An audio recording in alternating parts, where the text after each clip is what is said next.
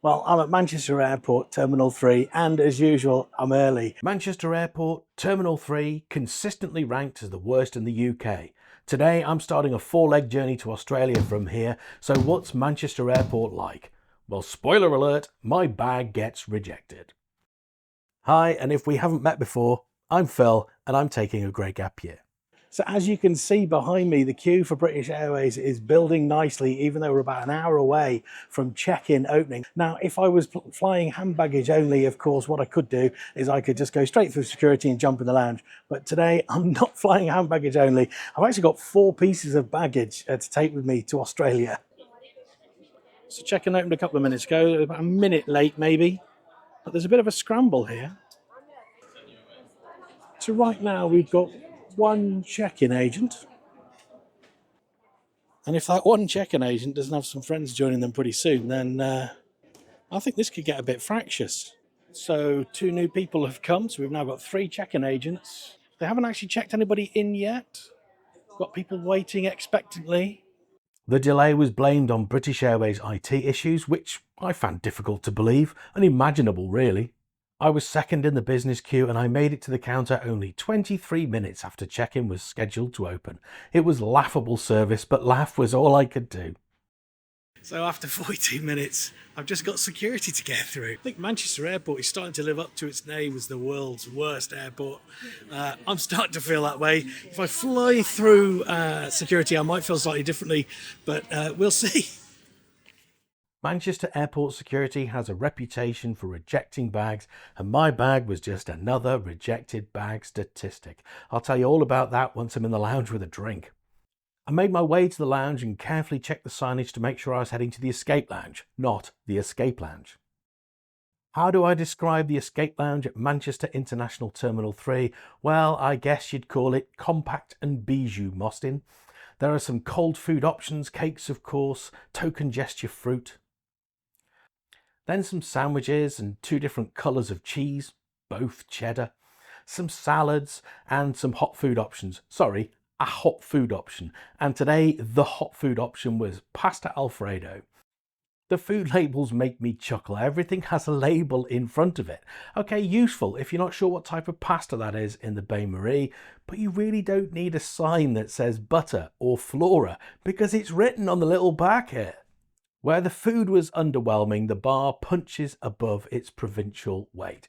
It's not premium spirits like you'd expect in the business lounge in Heathrow, but it's free pour, there's plenty there, there's a selection of wine, mixers and beers all available for you.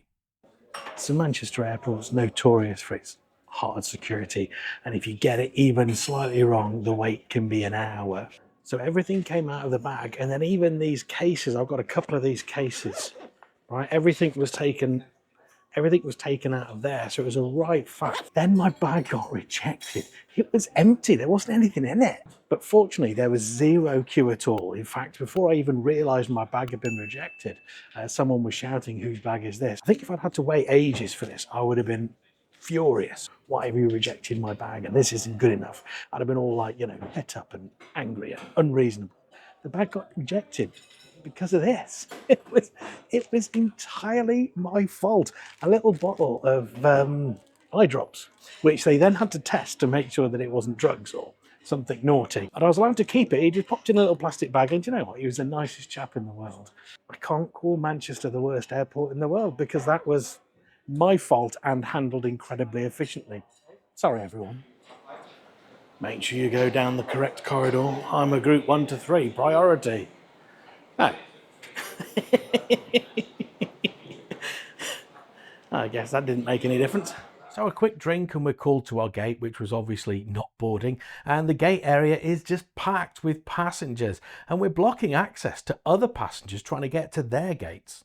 I don't know who designed this terminal in 1989 or why they thought this was good design. Perhaps they'd suffered a blow to the head as they designed it. More likely it was just time for Friday early doors drinks, and this is what it looked like when they left. 2 group zeros. Interesting. I was talking to a Manchester regular who bet me they'd board groups 1 to 3 together next instead of correctly boarding group 1. Group 1 and 2, there you go. Look, you didn't take that bet. But it wasn't a 1 to 3, it would have been a push, wouldn't it? It wouldn't have actually been a proper bet. And after everyone rushed the gate, crowding the already congested area, we were treated to a little boarding, not boarding. But it wasn't long before we started to move forward and we were welcomed on board. How you doing? You okay? Very good. How are you? I'm very well, thank you. As usual, I picked the back row of Club and I was in row 9. I've talked about the British Airways Club Europe experience in a number of videos. I recently reviewed 6 flights that I took in January 2025, so I won't linger on the experience here. I did get my favourite BA Club short haul meal though, which is afternoon tea. The only downside was I didn't really have time to drink a mug of hot BA tea, which is always excellent by the way, so I just stuck with water. Manchester is one of BA's shortest routes, and almost as soon as I'd received my lunch it was time to hand the tray back for landing. Rather than issue a trigger warning, I'll just spare you the video of how I put jam and cream on my scone. And although we left Manchester late, the captain was permitted to increase speed and made up 5 minutes of the delay, and we were soon in Heathrow making our way into Terminal 5A. You seem like you're in a rush, I'll let you go past. No worries, mate. So that's one leg done, 3 to go. Last time I came here, I wasn't able to get through flight connections, but should be okay tonight. So very odd situation. I walked up, so I'm thinking to myself, ha ha ha, hope I'm not rejected. And I've been rejected, and I'm not sure why. I go to Sydney, I've got hours. I've got hours before I've got to be on this flight, so we're not sure what's going on. Oh well, it is what it is. Well, as Doris Day sang, whatever will be, will be. So I'm through, I'm in, but I've no idea what the problem was. No explanation given. I didn't really ask, to be fair. Well, I just gone straight through without any kind of security. That's new. Huh. Wow, when you come out of boots. Last time I came, I had to go through security. No security this time. Excellent news. Sorry. So how did my Manchester Airport Terminal 3 experience stack up? Well, check-in was one of the worst I've ever experienced. But security was one of the best I've ever had.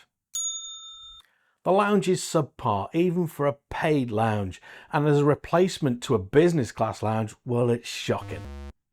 The boarding experience was among the worst I've had. We were called early, left to stand in a corridor. Need I say more? And the flight was delayed and we arrived late. But to end on a positive, the flight was good and had a nice afternoon tea with a scone. Next time on Grey Gap Year. I get that smug look wiped right off my face. I expected my redemption to Sydney to be in Club Suite, but actually I'm in a seat I swore I would never fly again. So make sure you subscribe and click the bell to get a notification when that video is released. If it's been released, you should be able to see it now. It's the next video you should watch to find out what happens next.